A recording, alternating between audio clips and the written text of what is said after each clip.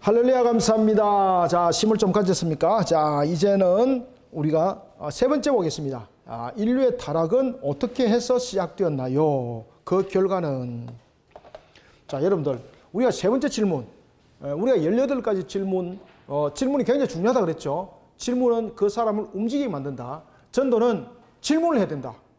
질문을 할 때에 내가 답을 가지고 있지 않으면 안 된다. 그 다음에 인류의 타락에 대해서 관심이 있었습니까? 이렇게 딱 닫아놓고, 인류의 타락에 대해서 관심이 있었습니까? 이렇게 놔놓고, 예, 이러면은, 잠깐만 기다려보세요. 여기 왜 이리 없노? 이러면은, 여러분들, 신뢰가 된다, 안 된다? 입이 꽝입니다, 꽝.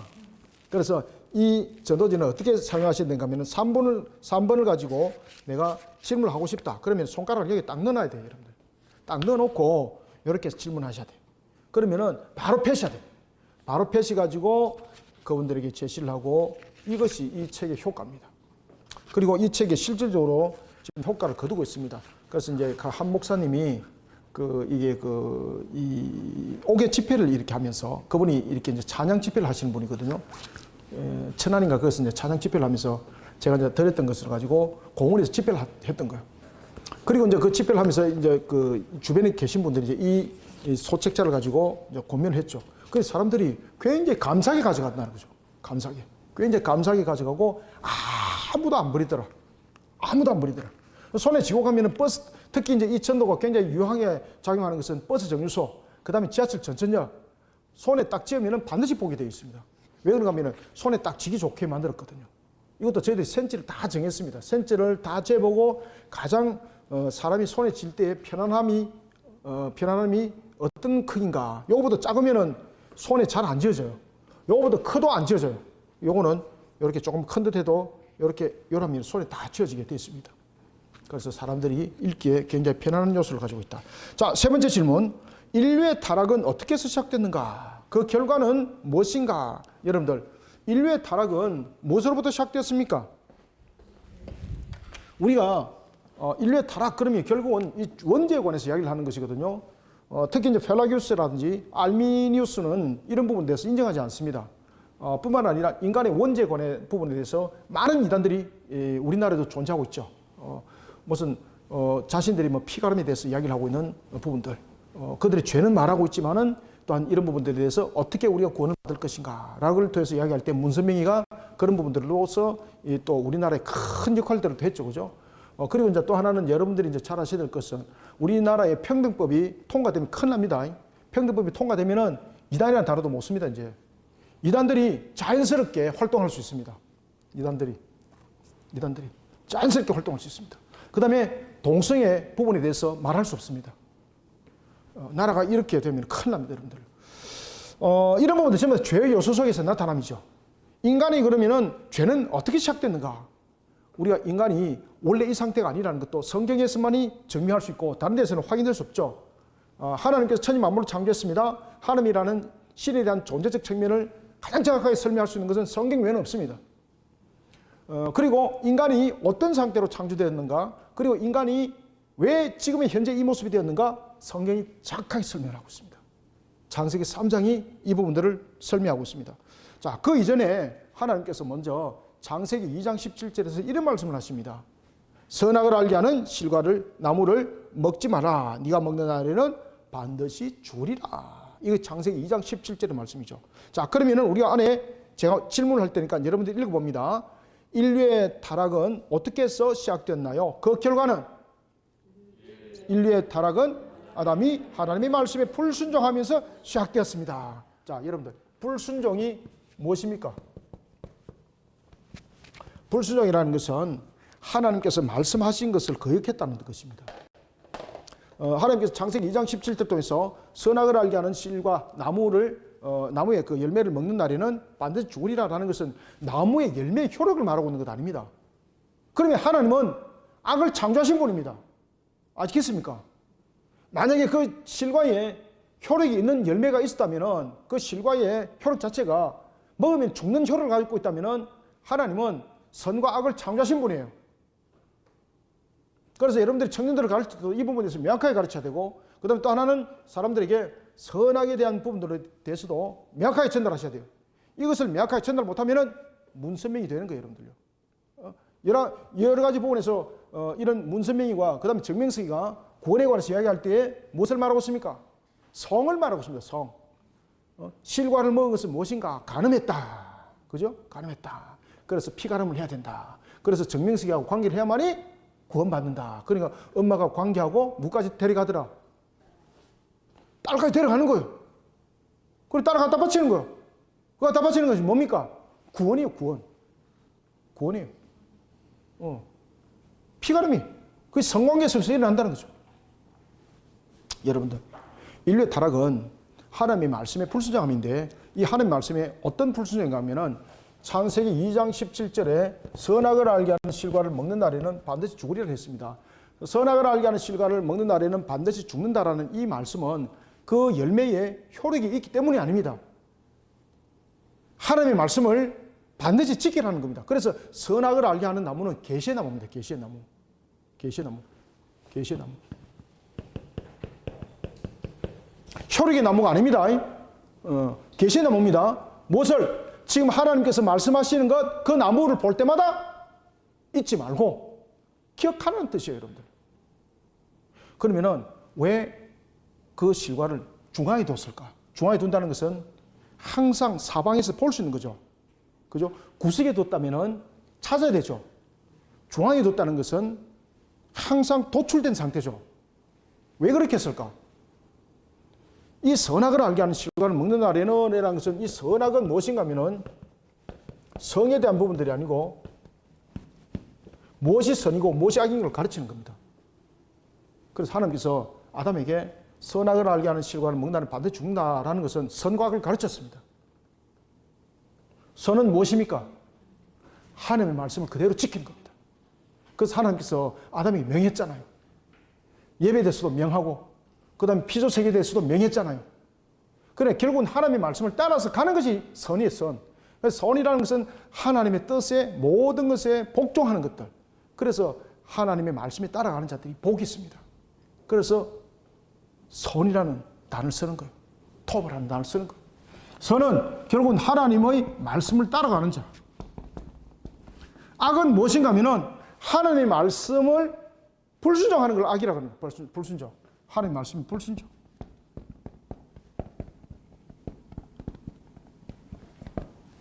선이 하나님의 말씀에 대해서 순종이라고 말한다면은 불순종은 악은 하나님의 말씀에 불순종하는. 그래서 선과 악을 가르쳤다는 이야기예요. 실과를 먹는 날에는 반드시 죽으리라. 선악을 알게 하는 실과를 먹는 날에는 반드시 죽으리라. 그 말은 무슨 말인가? 이 열매가 효능이 어떻는가 네가 잘 깨달아. 이 말이 아닙니다. 하나님께서 그 나무를 세워놓고 선과 악을 가르쳤다는 이야기예요. 지금 이해됐죠? 그래서 선악을 알게 하는 실과의 나무는 무슨 나무다? 계시의 나무, 계시의 나무. 제가 하나님의 숨결 안에 그 책 안에 정확하게 써놨습니다. 제가. 그래서 이 전도지를 보면은 제가 앞에다 두 책을 소개시켜놨죠. 그죠? 창조 목수가 그리스도 사여, 그 다음에 하나님의 숨결 안에 이 책이 이 18가지 질문과 매우 깊은 관계를 가지고 있습니다. 그래서 이 책을 보다가 이해가 잘 안 되시는 분들은 이 두 책을 사보시면은요, 기가 막힌 것을 발견하게 됩니다. 기가 막힌 것을. 제가 어디 가가지고 뒷방에 앉아가지고 이 글 쓴 건 아닙니다. 제가 이제 이 정도 글을 쓰기까지는 제가 이제 신학적으로 모든 것이 검증된 상태 속에서 제가 글을 써놨어요. 제가 여러분들 그 생각처럼 만만치 않습니다. 제가. 저는 허튼 사람이 아닙니다. 저는. 엉뚱한 소리 안 합니다. 저는. 제가 이제 그 책에서 글을 쓸 때는 아주 정확하다는 이야기입니다. 정확하다는 이야기입니다. 하나도 여러분 오차 없습니다. 그것을 다 믿고 따라오시면 됩니다. 선악을 알게 하는 실과는 바로 뭔가 하면은 선과 악을 가르쳤다는 뜻이에요. 가르쳤다는 뜻. 무엇이 선이다? 내가 지금 너에게 말하는 걸 잘 지켜라. 잘 지키라는 것은 하나님께서 지킬 수 있는 능력을 줬다 안 줬다? 그렇죠. 줬다는 뜻이에요. 만약에 안 주면은 귀책 책임은 귀책 사유는 누구에게 있다? 창조적이 있는 거예요. 창조적이에요. 그에게 지킬 수 있는 능력을 함께 줬기 때문에 귀책 사유는 본인에게 있는 거예요. 본인에게. 그래서 선은 하나님의 말씀을 지키는 것이고 악은 불순종하는 것이다. 그러면 왜 선악에 대해서 가르쳤을까? 하나님은 우리는 한 치 앞도 혼자 못 본다. 못 보지, 그죠? 아, 목사님, 저는 신비한 능력이 있어서 제 앞길을 저는 환하게 알고 있습니다. 여러분, 그런 소리를 무슨 소리라고 말한다? 아, 여러분 인격이 있네. 제가 두 단을 딱 머릿속에 떠올렸거든요. 맞아. 여러분들이 인격이 있으면 헛소리라고 했을 것이고, 여러분들이 좀 인격이 조금 떨어지면 이 독 테이블 이런 부분들이 나왔을 것이다. 역시 여러분들이 인격이 있습니다. 우리가 가지고 있는 이 요소적 측면은 우리에게 분명히 지킬 수 있는 능력이 함께 부여됨이에요. 그래서 선악을 알게 하는 실과를 준 이유는 하나님께서 잊지 말라는 겁니다. 왜? 앞으로 이 일들이 일어나기 때문에. 그래서 이 나무가 계시의 나무라는 거예요. 계시의 나무는 열어서 밝혀서 보게 하고 알게 하는 것. 그것을 계시라고 말하는 거예요. 여러분들 요한 문 닫은 그 말씀이 아니잖아요. 요한 계시록이잖아요. 그죠? 열어서 우리에게 다 보여줌이죠. 그래서 이것이 계시나무. 그러면 어떤 일이 날 것인가? 마귀가 이미 이 사건 있기 전에 마귀가 무엇을 했다? 그죠? 타락한 것을 이미 예고편을 띄우는 겁니다. 자, 여러분들, 제가 앞 시간에 보면은 하샤마임을 가르쳤죠. 그죠? 하샤마임을 가르칠 때에 시간이 좀 짧아서 그냥 연계, 이런 공간들 함께 설명했죠. 그죠? 자, 여러분들, 천사의 창조는 언제 일어났을까? 천사 창조 부분에 대해서는 우리가 하샤마임 속에서 답을 할 수가 있습니다. 영적인 부분들에 대한 창조. 그래서 사람의 창조보다 천사의 창조가 사람보다도 앞섭니다. 사람이 창조보다도. 또 하나는 이제 이 영에 대해서 이제 창조에 대해서 나왔기 때문에 한번 여러분이 말씀드리겠는데, 우리가 이제 영에 대한 창조 부분에서 영에 대한 히브리인들은 영의 선제설을 가지고 있습니다. 선제설. 영혼 선제설. 우리는 영혼에 대해서 무엇을 가지고 있습니까? 우린 창조설이에요. 선제설은 뭔가 하면은 영을 이미 다 만들어 놓고 사람 태어날 때 하나하나 집어 엮는 것. 이것을 영혼 선제설이라고 말해요.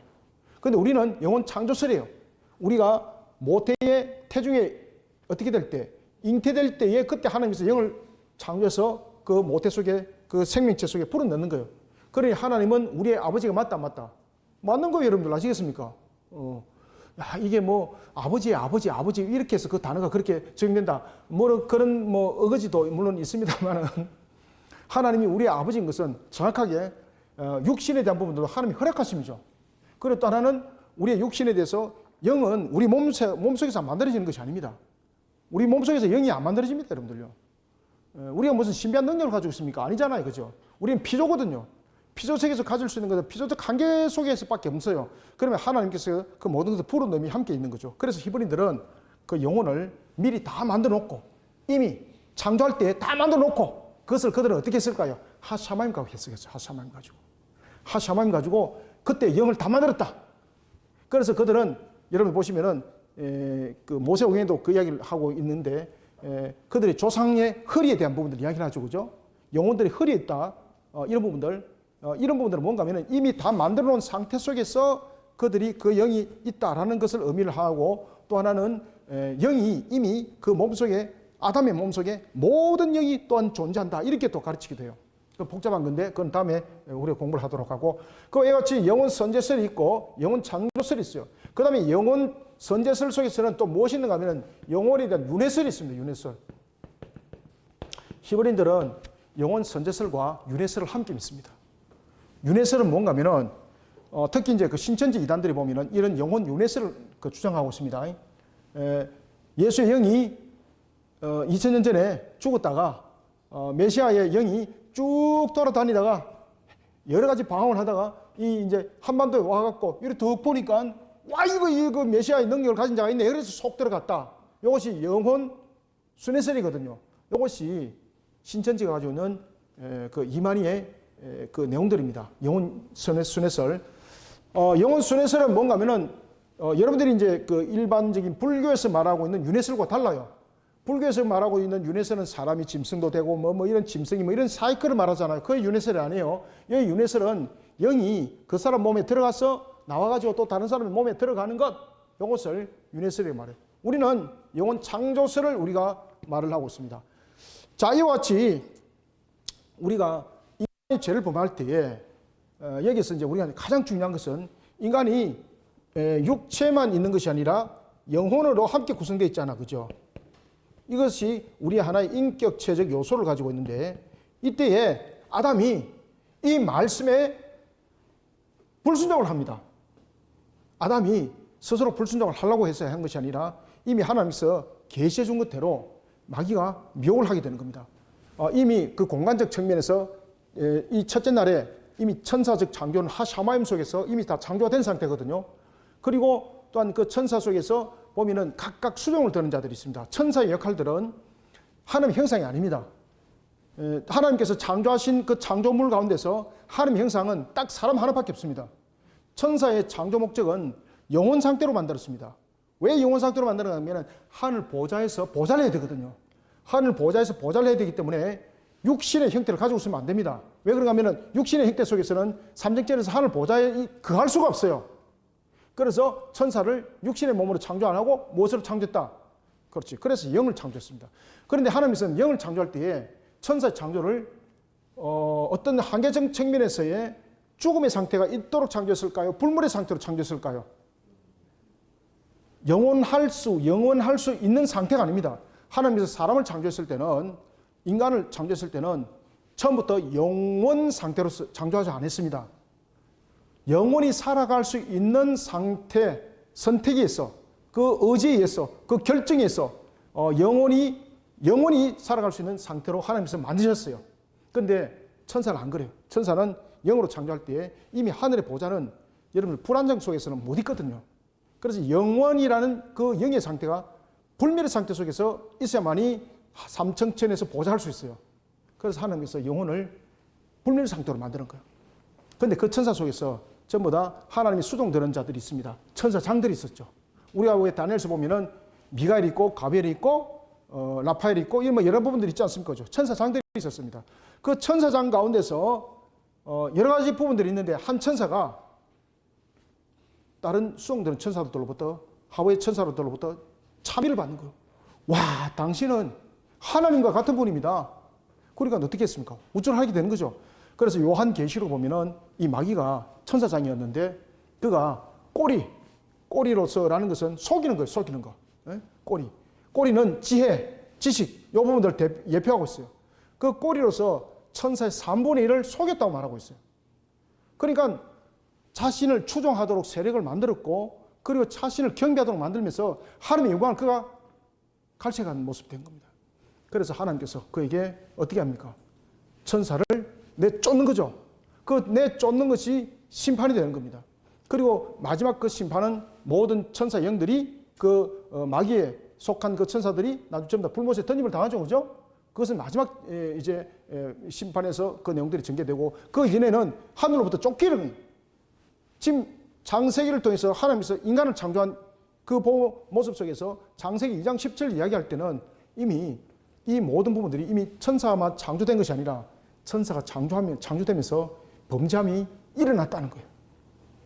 그래서 사람으로 하여금 어떤 관계 속에서도 내가 너에게 준 그 말 외에는 어떤 미혹하는 것에 더해서도 좌우되지 마라.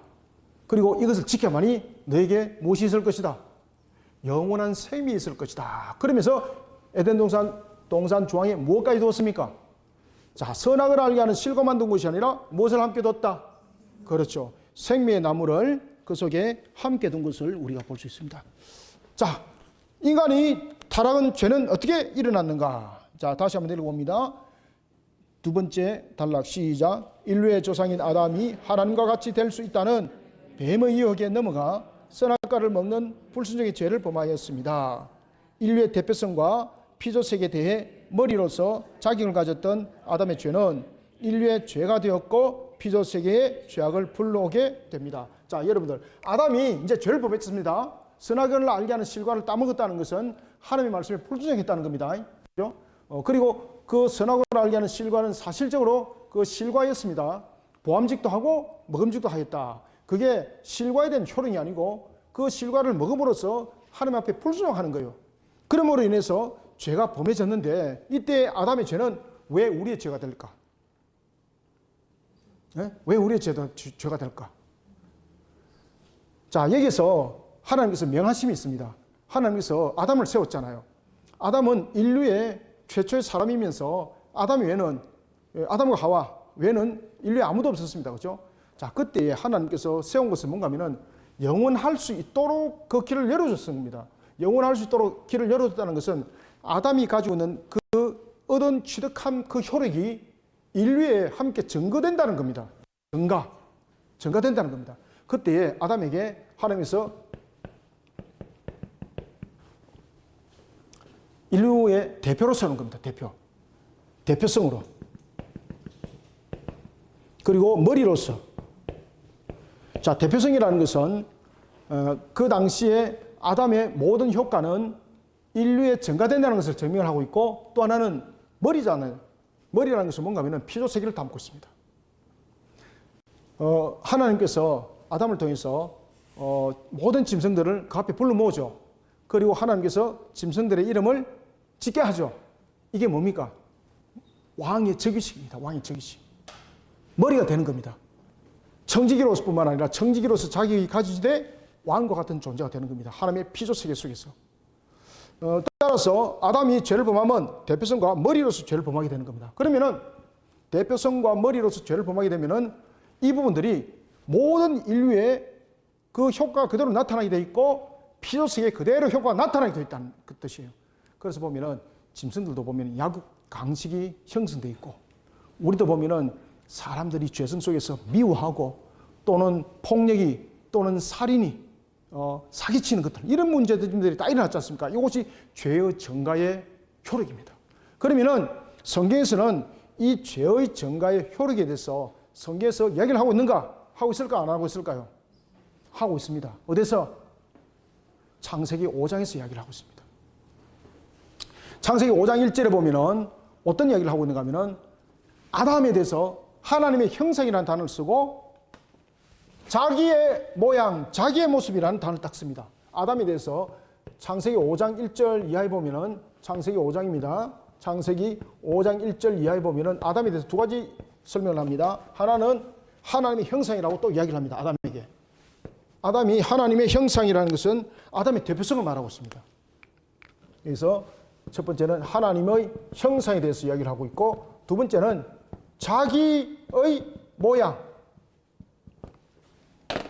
자, 여기서 하나님의 형상이라는 것은 모든 부분들, 자기의 모양, 하나님의 형상, 이 부분들 전부 다 대표성을 말하고 있거든요. 대표성, 머리에 대해서 말하고 있고, 그 효과가 하나님의 형상으로 창조했을 때는 영원할 수 있도록, 그의 행위를 통해서 영원할 수 있도록 하나님께서 창조하셨는데, 인간이 그 행위로 죄를 범함으로 말미암아서 어떤 상태가 됐다는 겁니까?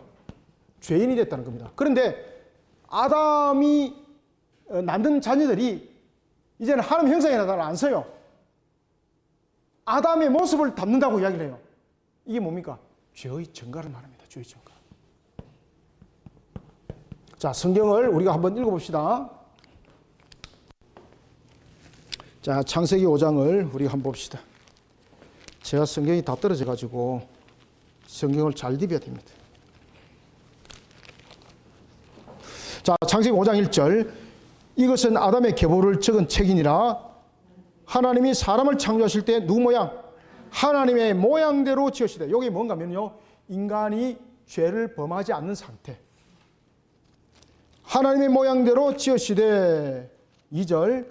남자와 여자를 창조하셨고 그들이 창조되던 날에 하나님이 그들에게 복을 주시고 그들의 이름을 사람이라 일컬으셨더라. 다음에 3절 보십시오. 여기 답이 있습니다. 아담은 130세에 자기 모양, 자기 형상과 같은 아들을 낳아. 이게 뭡니까? 죄의 증가입니다. 죄의 증가. 죄의 증가. 이 죄의 증가를 말하고 있습니다. 자, 따라서 인류의 타락은 어떻게 해서 시작되었는가? 불순종으로 시작되었고, 그리고 아담이 가지고 있는 성격이 대표성과 머리였습니다. 그리고 그 대표성과 머리가 어떻게 됐다? 그대로 증가되어진 것이 우리의 죄입니다. 그래서 그것을 원죄라고 말하는 겁니다. 원죄. 이것을 뭐라고 말한다? 그렇지. 그래서 원죄라고 말하는 것은 아담으로부터 우리에게 죄가 증가되었다. 이것을 말하고 있습니다.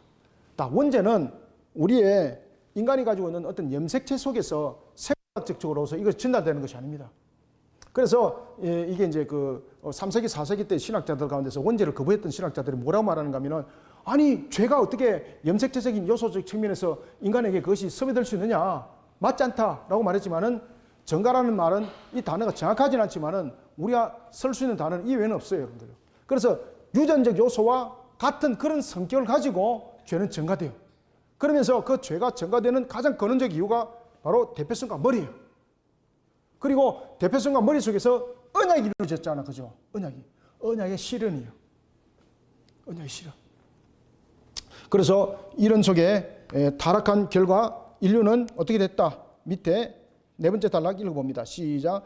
타락한 결과 인류는 죽음과 고통이라는 저주 가운데 놓이게 되었고 피조세계는 가시덤불과 엉겅퀴라는 저주가 임하게 되었다. 그래서 이게 타락한 결과는 우리에게 죽음만이 아니라 하나님의 진노하심이 가시와 엉겅퀴 속에서 나타나게 되었던 것입니다. 자, 그 다음에 우리가 이제 네 번째 질문을 한번 보겠습니다. 자, 네 번째 질문. 하나님께서는 우리의 구원을 위해 무엇을 약속하셨나요? 여러분들. 하나님께서는 우리의 구원을 위해서 무엇을 약속했겠습니까? 자, 여기에서 이제 우리가 이제 아셔야 될 것은 언약에 관해서 아셔야 됩니다. 언약.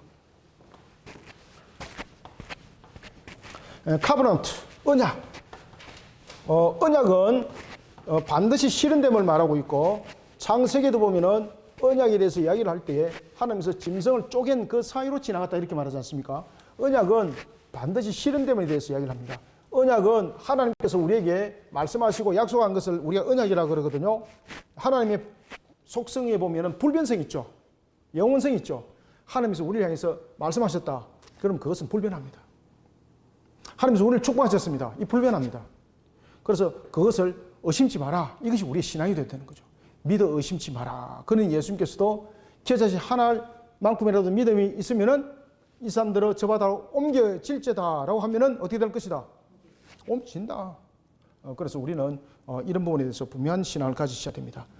자, 그러면 하나님께서는 우리의 구원을 위해서 무엇을 약속하셨는가? 자, 밑에 읽습니다. 시작.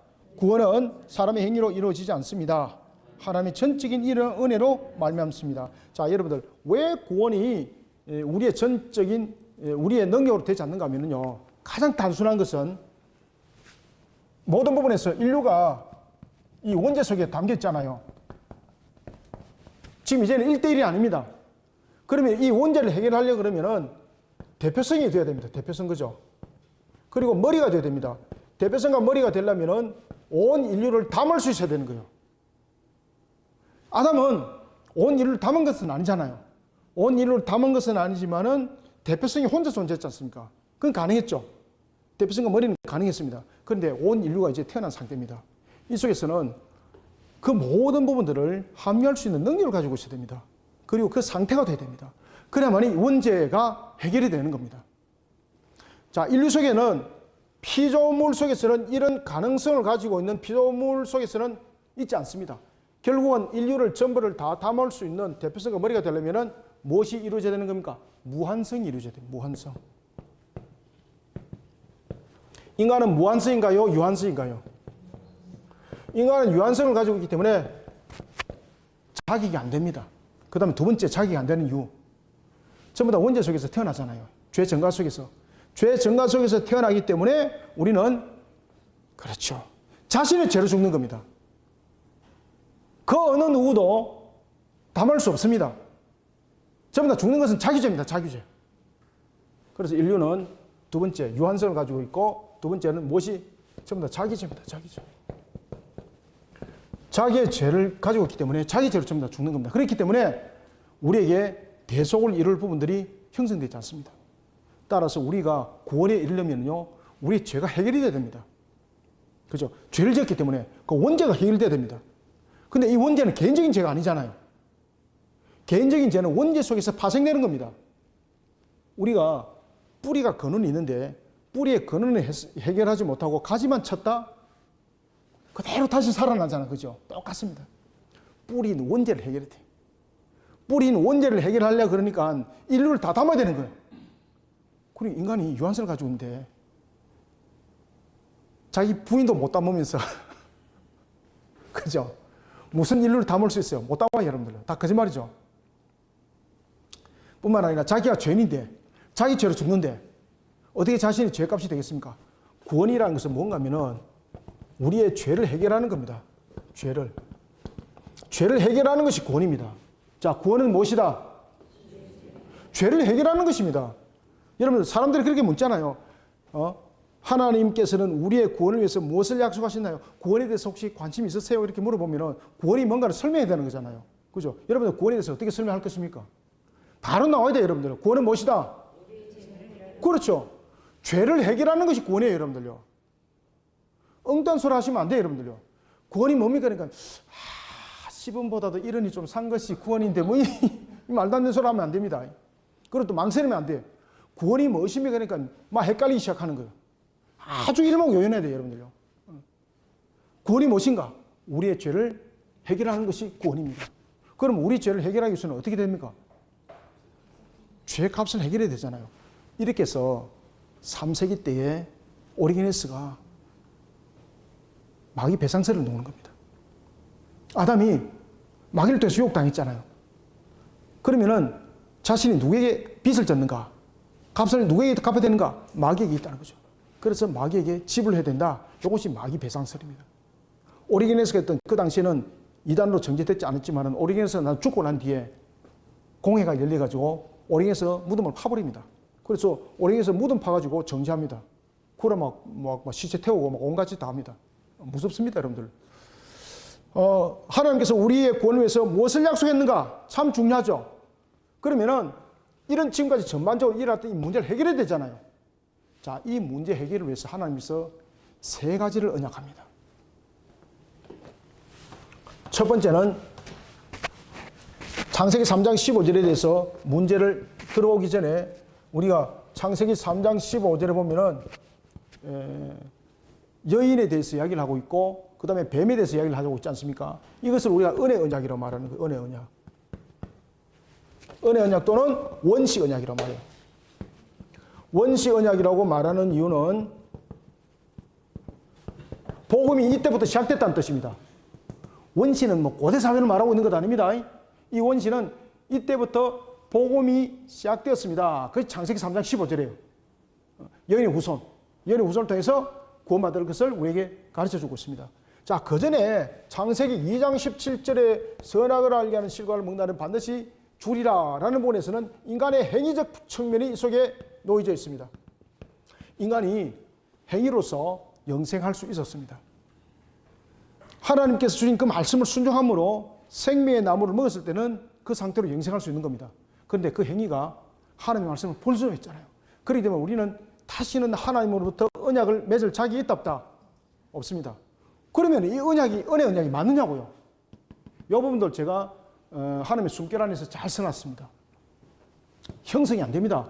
이미 행위 언약 속에서 인간이 죽는 존재가 됐잖아요. 야, 여러분들, 하나님은 산자의 하나님이세요? 아니면 죽은 자의 하나님이세요? 산자의 하나님이요. 창세기 2장 17절에 행위 언약을 통해서 사람은 이미 죽은 존재예요. 그러면 하나님과 언약이 성립된다 안 된다? 이 가볍게 보시면 안 돼요. 어떤 방법을 통해서 언약은 성립 안 돼요. 인간은 자기 존재로 죽는 거예요. 그렇다고 해서 우리가 창세기 3장 15절 가지고 그 속에 언약이 있어요. 그게 우리 속에 적용이 안 돼요. 왜? 우리 이미 죽은 존재니까 하나님과 언약 대상이 안 돼요. 그러면은 우리 죄는 우리가 해결해야 되잖아요. 여러분들 예를 들어서 A라는 사람이 죄를 범했는데 B라는 사람이 대신해서 그 죄값 할 수 없는 거지 않습니까? 그죠? 사람의 죄도 사람이 갚아야 되는 거예요. 그런데 우리는 유한선을 가지고 있고 죄인이고 모든 부분에서 자격이 없습니다. 그럼 창세기 3장 15절 이거 뜬구름이잖아. 그죠? 그럼 이 속에서 무엇이 함유됐다는 것입니까? 이 속에 뭔가가 하나 있다는 것이 설명이 되고 있는데 이것이 바로 창세전에 우리가 베르시트, 바라, 엘르메트, 하샤마이, 웨트, 하레츠 공부했죠. 그죠? 자, 이 설명을 하고 있는 거예요. 인간이 죄를 범하기 전에 하나님께서 우리의 구원을 계획하셨다는 거예요. 그래서 그 구원의 계획이 있기 때문에 행위 언약에서는 이미 죽은 존재지만은 은혜 언약이 적용이 되는 거예요. 은혜 언약이 적용이 되는 것은 행위 언약 전에 무슨 언약이 있다는 이야기예요. 그 언약이 무엇입니까? 구속 언약, 구속 언약. 영원 전에 하나님께서 우리를 창조하기 전에, 창조 전에 이미 이것을 계획했다는 거예요. 하나님께서. 창조 전에. 그러면은 창조 전에 하나님께서 무엇을 계획하셨을까? 그 계획의 실현대로 예수님께서 오심이죠. 자, 이때 인간은 어떤 관계 속에서도 유한히 무한을 담아낼 수 없다. 하나님의 진노가 무한한 진노잖아요. 자, 인간이 이제 죽는 것만이 안 됩니다. 하나님께서 인간이 죄를 범한 것을 보고 하나님께서 분노하시죠. 진노의 값이 그 속에 있는 겁니다. 그러면은 인간은요, 죽던 것으로만 또 안 됩니다. 그래서 예수님께서 십자가에 죽으실 때에 그냥 단순하게 안 죽었죠. 이것을 제가 창조 목시가 그리스도 사역에 잘 써놨습니다. 제가 책 발라 그러는 건 아닙니다. 공부 똑바로 하라는 이야기입니다. 이런 부분들이 신학교에서 잘 안 가르치죠. 그죠? 그래서 제가 이런 것들을 이제 신학적으로 제가 논문들을 많이 썼습니다. 제가. 이마고대의 부분들에 대해서 이런 것들을 논문도 많이 썼고, 이제 그런 부분들에서 제가, 월간제도 제가 많이 써놨습니다. 자, 하나님께서 우리를 구원하기 위해서는 그러면 이런 인간이 가지고 있는 피조적 한계를 넘어서야 되는 것이거든요. 왜냐하면 죽음에 대해서도 죽음으로 값을 대신하면 되는데 문제가 또 뭔가 하면요, 무한한 진노의 값이에요. 예수님께서 십자가에서 죽으실 때 죽은 이유가 그냥 죽지 않습니다. 고통을 당합니다. 왜 고통을 당하는가 하면요, 무한하신 하나님의 진노의 값을 지불하는 거예요.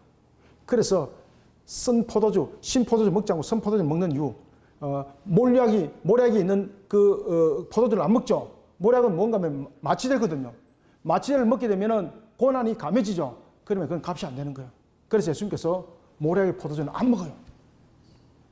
그런데 하나님께서 예수님께서 마지막에 그 포도주를 마시죠. 이게 무엇입니까? 이것이 마지막 진노를 마시는 거예요. 아, 예수님 목말라서 그래요. 이런 바보 같은 소리 하지 마시기 바랍니다. 예수님은 하나님이십니다. 그죠? 신성이 인성을 취하여 인격을 이루고 있는 예수님이세요. 성적신 상태에 있는 겁니다. 그럼 신성이 목마른 것 해결할 수 있습니까? 해결 못합니까? 해결해요, 여러분들요. 그 물질들을 안 먹어도. 근데 그 포도주를 마신 것이 바로 뭔가 하면 마지막 진노이자. 그러니까 그 포도주를 마시고 나는데 큰 고통에 빠지잖아요. 그래서 그 고통에 빠지면서 엘리엘리 라마 사박다니, 그죠? 아버지 어찌하여 나를 버리셨나이까? 그러니까 밑에 있는 사람이, 야, 저 엘리야 부르는 갑다, 나 또 바람.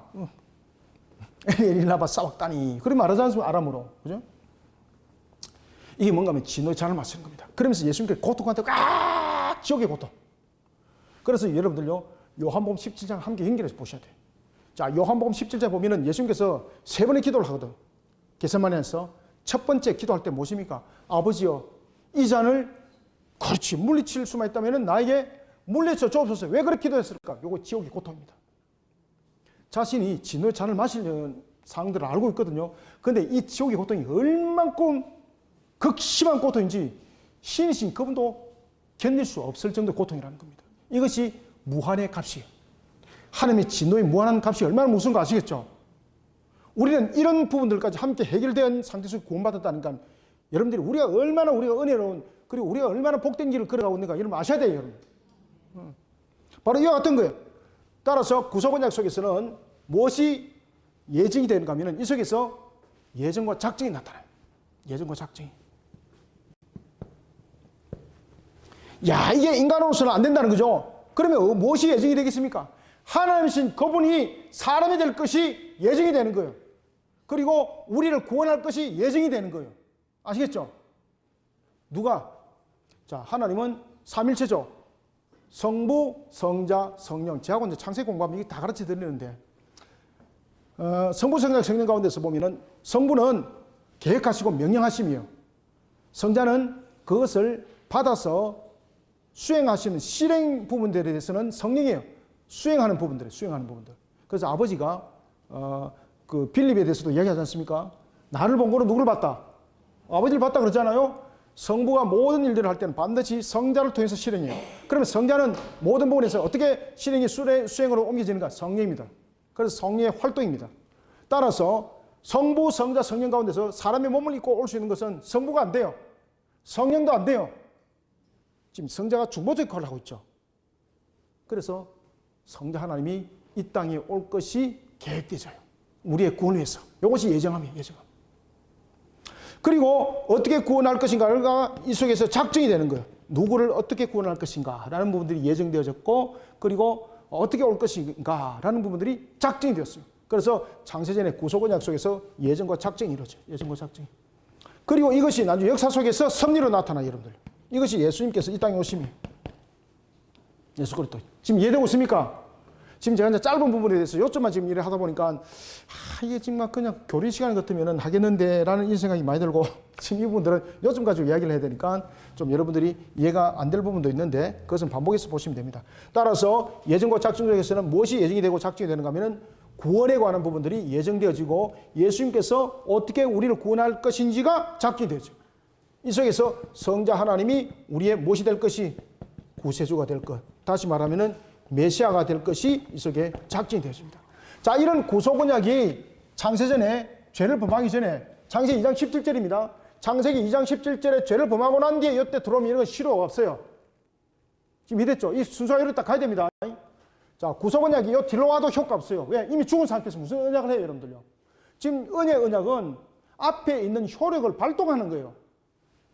구속언약이 행위언약 전에 있지 않고 뒤에 가버리면은 이건 거짓말이에요, 거짓말. 거짓말이에요. 인간이 죄를 범하고 난 이후에 무슨 구속언약이 실현이 됩니까? 죽은 상태인데. 따라서 하나님께서는 이 구속언약을 통해서 이 모든 것들이 실행할 것을 이미 계획을 하신 거예요. 그래서 그것을 작정이라고 말해요. 작정. 그리고 이 작정에 대한 효력이 은혜 언약으로 나타나요. 행위 언약에 대해서 효력도 바로 나타났습니다. 인간이 죄를 범한 이후에 바로 즉시 효력이 발생되었습니다. 인간이 죄를 범했을 때 영육간이 죄를 범했잖아요. 자, 영이 하나님과 교통이 끊어졌습니다. 그것이 어떻게 증명됩니까? 아담이 숨잖아요. 왜 숨는가 하면은 그 죄를 범하기 전에는 하나님과 늘 함께함이었거든요. 그러다 보니 인간이 죄를 범한 이후에 영이 제일 먼저 죽음에 이릅니다. 그 영은 죽음에 이르는데, 영은 제가 앞에도 말씀드렸던 불멸이라고 그랬잖아요. 그러면 영이 죽으면 무엇인가? 하나님과 교통이 끊어지는 겁니다. 하나님과 교통이 끊어지는 겁니다. 하나님과 교통이 끊어지는, 하나님이 어디신가 보이지도 않는 거예요. 들리지도 않는 거예요. 그러니까 그 두려움에 숨는 거죠. 그리고 또한 육신은 그때부터 죽는 거예요. 반드시 죽으리라 그랬잖아요. 그런데 우리는 죽으리라 그러니까 딱 먹고 바로 사망되는 거, 이걸 죽음이라 생각하는데 안 그래요. 우리가 죽으면 사고로 인해서 죽는 죽음도 있고, 나이가 들어서 죽는 죽음도 있고, 병들어 죽는 죽음도 있죠. 그 효력이 바로 즉시 발생됐다 이 말입니다. 그래서 죽음의 상태로 가는 겁니다. 그래서 우리는 죽은 존재입니다. 아담이 죄를 범했을 때는 살아있지만은 죽은 존재예요. 그래서 죽은 존재이기 때문에 아담은 더 이상 이제 언약의 대상이 될 수 없어요. 그러나 그럼에도 불구하고 우리를 구원할 것을 하나님께서 계획하셨습니다. 그것은 창세전에 구속언약이 있기 때문에 이 행위언약이 작동됨과 동시에 구속언약이 바로 작동이 됩니다. 같이 작동이 되면서 은혜 언약이 성립된 거예요. 자, 봅시다. 다시 봅시다. 자, 그래서 4번 제가 읽습니다. 제가 묻습니다. 하나님께서는 우리의 구원을 위해 무엇을 약속하셨나요? 읽습니다. 시작. 구원은 사람의 행위로 이루어지지 않습니다. 하나님의 전적인 은혜로 말미암습니다. 아시겠죠? 하나님의 전적인 은혜로 말미암습니다. 이 하나님의 전적인 은혜가 구속언약으로부터 시작된 겁니다. 자, 그 다음에 두 번째 달라. 하나님께서는 우리의 구원을 위해 아담의 죄를 대속할 메시아를 약속하셨습니다. 언제? 자, 구속언약입니다. 구속언약이 효력으로 발생되었던 것이 은혜 언약을 이 속에 함께 메시아, 여인의 후손을 설명하고 있는 겁니다. 자, 그 다음에 세 번째 달라. 인류와 피조세계의 대표성과 머리로서 죄를 범한 아담의 죄를 대속하기 위해 무한하신 하나님이 대속의 제물이 되어주실 것을 약속하셨습니다. 제가 이런 내용들을 굉장히 간단하게 잘 적어놨습니다.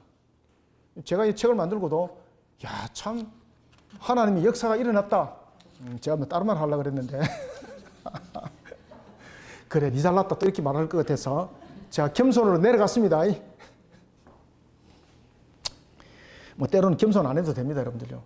그것을 여러분 교활하다 하시면 안 되고, 그것이 하나님께서 우리에게 부어주신 은혜다, 능력이다, 이렇게 보셔야 돼요. 저거 교만하네 이렇게 하시면 안 돼요, 여러분들요. 교만하는 것은 그 사람을 향해서 저주하는 겁니다. 교만이라는 것은 하나님을 대적하는 행위가 교만입니다. 그런 말 잘 쓰시면 안 돼요. 자, 봅시다. 네 번째, 우리의 구원을 위해 어떤 하나님? 그렇죠. 완전하신 하나님이 완전하신 사람의 몸으로 이 땅에 성육신할 것을 약속했습니다. 그죠? 완전한 사람의 몸으로 오는 것은 이제 뒤에 가면은 예수와 그리스도, 그다음에 성유신호에서 또한 설명이 함께 주어지겠습니다. 자, 그러면은 우리가 여기까지 잠깐 하고 잠깐 또 2, 3분 쉬고 또 진도를 나가도록 하겠습니다. 감사합니다. 수고하셨습니다.